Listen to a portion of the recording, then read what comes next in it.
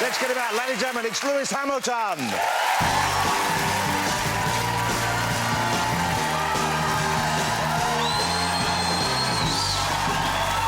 Lewis Hamilton. Lewis, great to have you back here. Congratulations. Come and sit down, man. Wow. Wow, that was quite some win. How you doing? You all right? Congratulations. Formula 1 Drivers' Champion for the third time. OK? 2008, 2014, the last time you won it. Does that still feel as good the third time? Does it feel better? How different does it feel?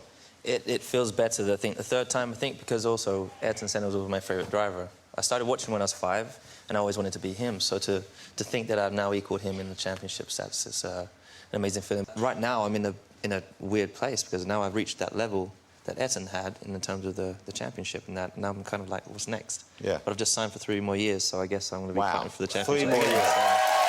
That's pretty cool, isn't it? Yeah. A nice feeling. And I negotiated myself. So you negotiated your own deal? Going through that, I mean, I learned a lot from my dad, who had managed me and looked after me all the way till I was like 24, 25. When did you stop having your dad manage you? When did that happen? I think it was 2009. OK. And how was that when you moved on from him? Well, it was difficult because, you know, he had been managing me for a long time. And I think I don't know, I was at a period of time where there was a lot of control that I wanted to have back. Sure. You're now a man in a different stage in your life. Yeah. But how did you break it to him? Well, it wasn't easy, for sure. We were on the phone at the time, and I was like, I've really got to go on and do my own thing. And, so it was a conversation, it wasn't like a text? No. It wasn't see a smiley face, no. It was like you actually... Yeah. Good, so you did it the tough way, really? For sure. Yeah. There was no easy way to do it. Of course not. When you won this time, it was in the last but one race? No, 3 races. 3 races before. OK, so you know you've won. You've still got to do the other races, of course, but that moment when you know you've won, what are you thinking? What goes through your head? You're in the car, you know OK, I've done it. Your kind of whole racing career, your whole life kind of flashes before your eyes. Well, you start thinking about, you know, everything that you've gone through, the trials and tribulations, what my dad did, to get me there, the sacrifice that went in. My dad had 4 jobs at one stage. He was just putting for sale signs out, putting vending machines in, doing anything he could just to keep me go-karting. And then you sacked him. Yeah. But, you know, and he travels around and comes to some of the races. Oh, you're still close, aren't you? Yeah, but it's just kind of crazy to think how, you know, where we came from. You know, grew up in you know, Pear Tree Road in Stevenage, and I remember my dad coming around and bringing me my first helmet, and when I was playing football with some kids, you know, he parks up and I try this helmet on, and yeah, you know, and the love and energy put into this go-kart to make it look brand new, even though it was 5th hand. Wow. And we did some amazing things with it. So did he put the name on the front for you? He did. Well, this kart was so old and bent, he put it back into... He resprayed it and redid it all. And my stepmom had, you know, sewed in all the badges and my name and all that stuff. It was crazy. And we'd always start at the back because the car was not very good. Yeah. And I'd move my way up, and so, you know, I won my first 6 races. You know, it's nice looking at that picture, seeing that you've grown into your face. You know what I'm saying? Because you got... it appears to have the same size head then than you have now. Yeah, I do. But now it looks good. You know, so congratulations. Do you fear... because the possibility for every driver is the possibility of an accident. There's a possibility. Yeah. And you get close to the other cars. You've nudged some, they've nudged you, it happens. Is that a fear that you have in your head going in there, or ever? It isn't. This is the thing, I don't have any of those fear factors. I never have since I was a kid, so that was really why I was always so good at what I did. I've had crashes, obviously, in Formula 1, and honestly, the bit between going off and hitting the wall is actually kind of fun. But it's just, you know, in a crazy way, I know it sounds really silly, but it's exhilarating. Obviously, it's not exciting when you then hit the wall. But, no, I never go into a race with that fear, that thought. But, of course, I'm aware of the dangers around. But that's the same in all the things I do, whether it be wakeboarding or whether it, you know, all the dangerous sports that I try and do. Yeah. I'm aware of the danger, and I feel very much in control at that point. So you're an accomplished wakeboarder? Yes, generally. OK. Oh, you got some footage of it? Well, let's have a look.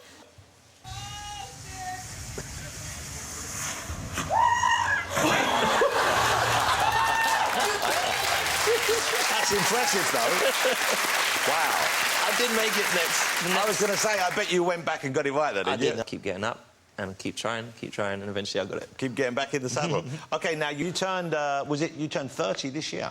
Yes, in January. Wow, big birthday. 31, geez. But no lifestyle changes? You're not feeling that you have to slow down and change? And No, if anything, I speed it up. Yeah. Up until this year, I'd sacrificed everything, so I never ever really went out. I think last year I might have gone out 3 times. Yeah. You know, and it's probably a bit too extreme. And I think this year, I don't have any regrets about anything that happened this year, things I didn't do. I just tried to make sure I juggled everything, so... So you had more time going out, but you didn't lose the focus on work either? No, surprisingly. Okay. I drove better than ever, so... Yeah. I gotta keep going out.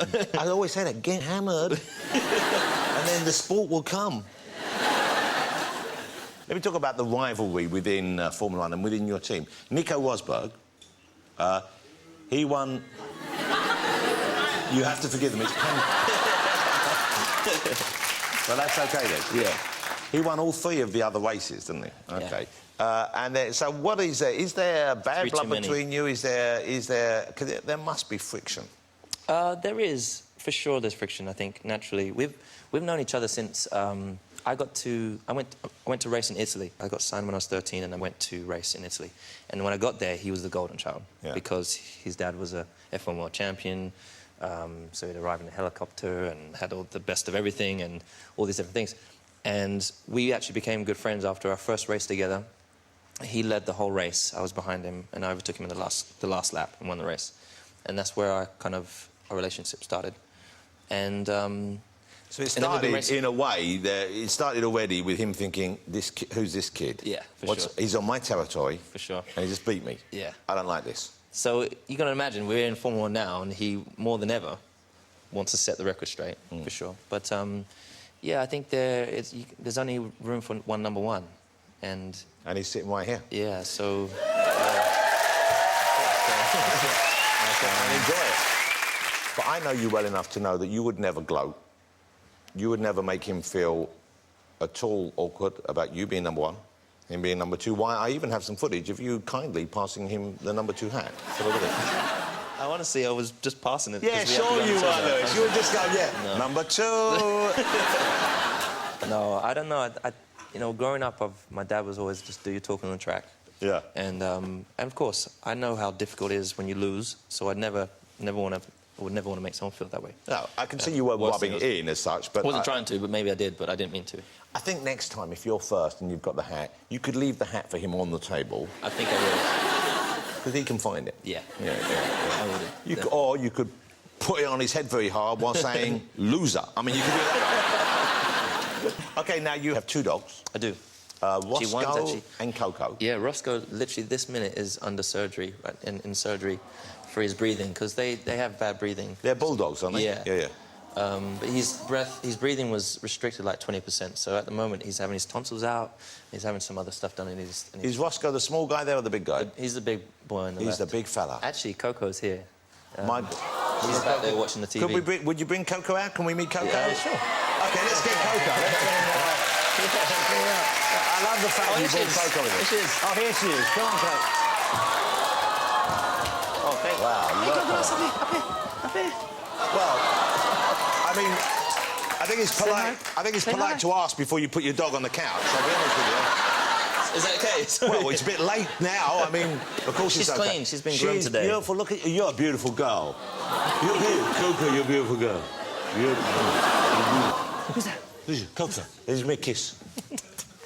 I don't know if he's... Actually, I'm not going to do it over there. I'm sorry, that was a bit weird, wasn't it? I'm so sorry. I mean, it kind of felt OK, though, you know what I'm saying? Yeah, I was like, what are you doing? Yeah. You're pretty hands-on with your dogs.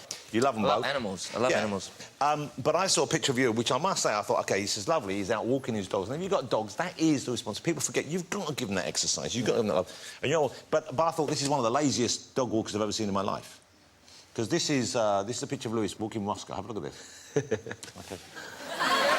Yeah, I just got this thing, and Roscoe just likes to chase me. So, like, it's perfect. I go out for, like, 10 minutes, and he's dead after that. So take him out, he goes, does his business, and we go back. So it cuts down your walk.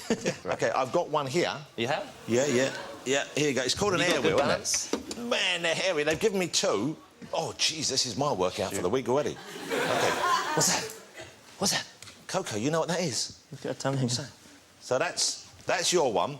And they've given me one. And don't laugh, but they've given me one with stabilisers on it. Yeah, but... Mine doesn't, you know... Oh, that's cheating. Well, you say it's cheating, but... I think I've got on the wrong way round. I think Maybe you put your toes forwards. Hold on. Well, This one's really stable. Oh, it's got 2 wheels. You got 2 Mine wheels? has 1 wheel. This is my top speed. Why don't you try this one? It's really easy. It's not turning either. Mine's not turning. Try this one. Well, I can't get off this one then. now I'm just going backwards. How do you get off it? Well, you kind of jump off. Jump off maybe, or... Yeah, hold it. Kind of jump off? I'll be honest, I think I'm going to be on this till Christmas. Maybe turn it off. Turn it off. Oh, yeah, good. You're good, you're getting it. I'm gonna get off it by positioning myself here, and then... Oh. So how do you walk your dog? Coco doesn't follow you with that. You're a good girl. So that one is easier one. I'm not going to get on that, though. Yeah, But you see, you could. Here's the thing, Lewis. I see you on that, and I think, OK, I'm pleased, young man like you, you're having fun, you're enjoying your success, you're enjoying your lifestyle, but you could slip back off that. You break something, that's your chances done for the season. You just break a fibula, a tibula, the mibula, anything, any of those small bones, that's you screwed. No, for sure. I'm conscious of that. And of course, and I never want to sit there in the hospital bed watching someone else drive my car. That would be the worst thing. Well, especially for something as silly as that. Yeah, but I've got really good balance. Yeah. So... But that's what everyone thinks. Yeah, but I do. If you were looking back over your career now, OK, when you look back, what would Lewis now say to Lewis then? What would Lewis now, who's achieved so much, and you're kind of where you want to be, what would you say? Am I talking to my younger self? You're talking to your younger self. Listen to your dad. Always. My dad was always right. Well, look, it's great to have you back on the show. Thank you so much. Congratulations again. You're a British champion that we're all proud of, and it's a tough sport, we know that. I love having you on, and it's great to see you becoming the man you're becoming, because you are, you know, I see you changing and you're taking responsibility, and it's a great thing to see you enjoying it as well. I love to see someone enjoying their success like that. Appreciate that. So continue success. I hope you'll be back as a winner many more years to come. I hope so. I'm pretty sure that's your goal as well. OK. Mr. Lewis Hamilton, ladies and gentlemen. Great. Great to have you. Coco and Coco.